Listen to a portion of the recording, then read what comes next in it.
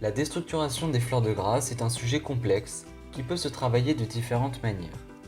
J'ai posé mes idées sur un carnet et j'ai pris le temps de réfléchir à la meilleure façon dont je pouvais le traiter. J'ai puisé mon inspiration dans les écrits philosophiques. Hegel disait que l'art ne cesse de s'affiner, de s'alléger, il se dématérialise et se spiritualise avec le temps. Après un long travail de réflexion, je commençais par sentir les différentes matières premières mises à ma disposition. Je découvrais leurs particularités en les laissant évoluer sur mon bureau. Je les laissais pendant de nombreuses heures et me rendais compte de toutes les pistes qu'il m'était possible de suivre. Nombreuses furent les idées de création me venant à l'esprit, mais deux questions me revenaient sans cesse en tête. Que veux-tu raconter ? Quelles émotions veux-tu véhiculer à travers cette histoire, ce parfum ? Grâce étant au cœur du sujet, il me paraissait évident d'évoquer, au travers de ma création, son passé historique. J'ai décidé d'allier les deux éléments qui ont donné à cette ville sa reconnaissance mondiale, le cuir et les plantes à parfum.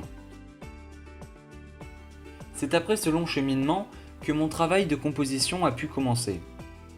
Suivant au départ deux histoires très différentes, j'ai décidé par la suite d'abandonner celle qui me semblait la moins originale pour me concentrer sur celle ayant un potentiel et un caractère plus marqué. Le fond était là, mon idée précise. Il ne restait plus qu'à travailler les détails comme un sculpteur pourrait le faire. Partir d'un bloc brut, l'affiner, pour en dévoiler toutes les plus belles subtilités. Vous me poserez donc la question, en quoi avez-vous déstructuré, dématérialisé les plantes à parfum au Pays de Grasse ? J'ai souhaité travailler l'essence même de la région de Grasse. J'ai utilisé ces fleurs non pas en tant que matière première, mais en tant que matière modelable, afin de créer un ensemble, un accord, faisant écho à la noble matière qu'est le cuir. Souvenirs passés, modernisés et revisités en surfant sur la tendance des fleuraux. Ici naît la réinterprétation d'un cuir dans sa vision végétale, plus spirituelle que traditionnelle. Historiquement, la ville de Grasse était reconnue pour le travail et le commerce d'un cuir de très grande qualité. Célèbre pour sa macération dans la myrte qui lui conférait une teinte verdâtre, les tanneurs le faisaient ensuite sécher pour pouvoir le travailler plus aisément. Les odeurs qui se dégageaient de ces ateliers étaient si puissantes, lourdes et animales qu'elles se répandaient dans toutes les rues de la ville. À la Renaissance, l'Europe s'italianise sous l'influence de Catherine de Médicis, alors présente à la cour du roi. Elle apporte son goût pour le luxe et la mode, et c'est au XVe siècle que l'on voit apparaître, à Grasse, les premiers gants parfumés. Voulant cacher l'odeur d'un cuir trop prononcé, les tanneurs commencèrent à créer des compositions odorantes issues de la culture des plantes à parfum. Culture qui connurent par la suite un grand succès et un usage varié. Avec l'évolution de notre société en termes de goût et de tendance, les consommateurs se tournent vers de nouvelles matières. Toutefois, cette matière reste très appréciée par les créateurs des plus grandes marques de luxe. Elle a su perdurer dans le temps et reste toujours très prisée par une certaine clientèle.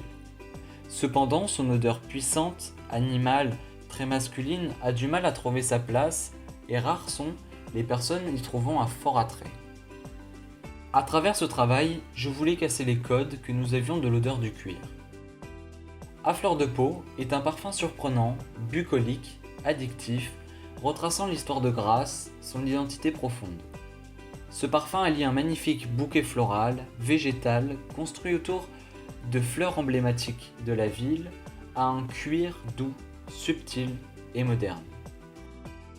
J'ai alors travaillé un bouquet floral aux nombreuses facettes, dont la plus marquante est celle du cuir.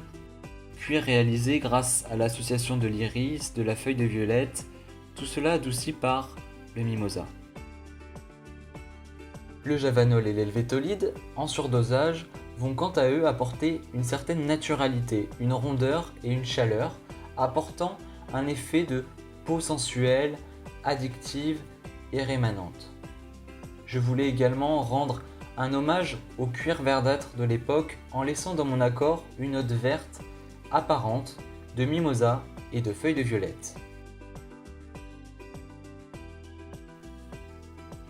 En tête de cet accord, nous avons des notes vertes, fraîches, humides apportées par la feuille de violette, Nous avons également du gingembre, une matière première épicée, vibrante, citralée.